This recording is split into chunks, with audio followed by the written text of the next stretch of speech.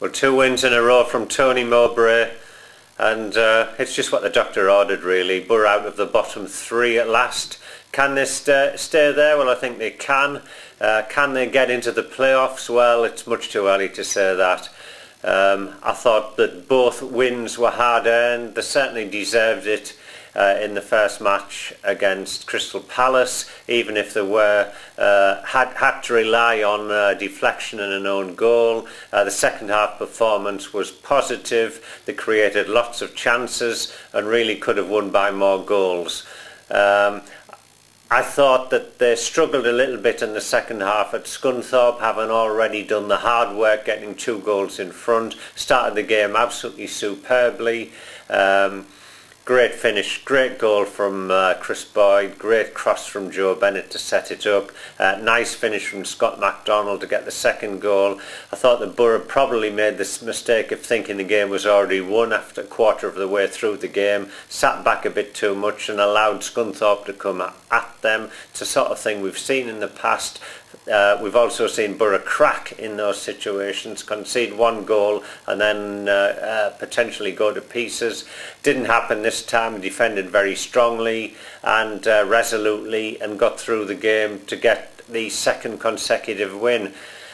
As a result of that, we have every right to believe that things are looking rosy and that they are moving in the right direction. I don't think we should get too carried away though at the moment, because both wins were against you might say mediocre opposition. Not an easy thing to say in this league where there's not much between all the sides, but Crystal Palace were propping up the league at the time. Scunthorpe, the worst home record in the league. So, but the games had to be won. They were there to be won. We're talking about a Borough team probably devoid of a little bit of confidence beforehand, having gone 1 point out the last 7 games. That wasn't good. It was the signs of a team that's also struggling, but they've gone out, they've done the business, settled things down, and I think the morale in the dressing room is the main thing at the moment. Hugely lifted, but now there's a big test ahead at Swansea. I don't think Borough should worry about it. They have shown a resolution in the play. New system as well away from home at Scunthorpe. I thought that worked very well. I'm not quite sure whether the right personnel are yet in place, but to go there and play 4-5-1 and win relatively comfortably is not to be laughed at. I think Mowbray sat down and looked at everything that has gone before. He's tried to work out what little bit of tinkering could be made. I think he's come up with the right answers so far, but nobody's getting fooled into believing that Borough have turned the corner. I don't think they have yet. I think it's a gradual process, and I think they have to climb quite a few more rungs up the ladder if they are to become a significant force, a more competitive force in this league. They're still some way off catching the pack, and the climb is only surely going to be gradual over the next few weeks. But if they can put a winning run together and suddenly get right amongst it very quickly, then nobody will be more delighted than Mowbray and of course the club's fans. But the players still have a lot to prove. There's a lot still to happen within this team. Mowbray pointed out the fact that his main midfield trio against Scunthorpe were all players coming back from injury, none of them anywhere near full fitness yet. I think Julio Arcus come back in and done superbly in his 2 games. Kevin Thompson, terrific against Scunthorpe. His best performance of the season by a million miles, but there's still a lot more to come from him. I think he's going to have a great impact. And Gary O'Neill back from injury. We need to see Gary O'Neill playing on a regular basis, because the odd game here and there isn't going to help. But I thought he put a shift in and showed how important he is to the team. Of course, we've got Barry Robson to come back against Swansea, and I think he'll make a huge difference.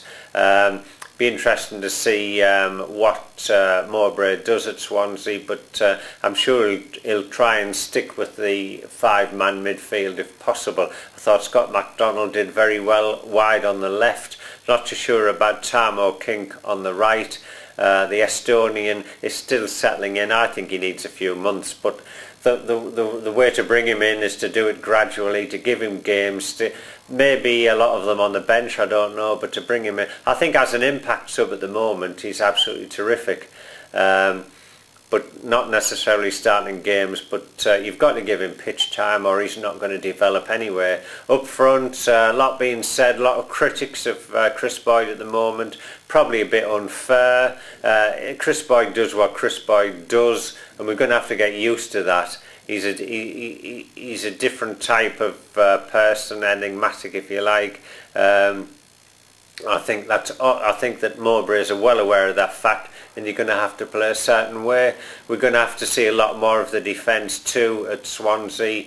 I thought they were comfortable for a lot of the way through the Scunthorpe game. Might not be quite the same at Swansea. Passing game, always asking questions, but it was great to see Wheater and Bates come together and do so well at Scunthorpe. Wheater absolutely terrific. You can put as many crosses as you like in the box, he'll keep heading them clear. Bates, great athlete.